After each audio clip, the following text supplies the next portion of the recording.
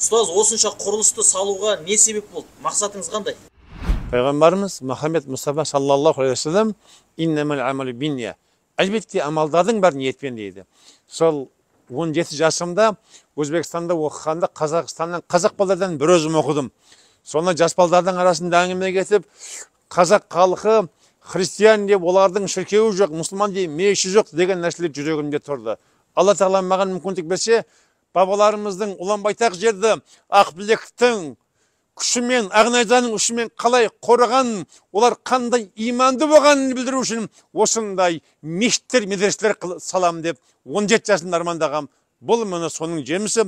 Осындай құрылысты міне әлхамдулилlah халқым сіздермен бастадық, сіздермен істеп келіп жатырмыз.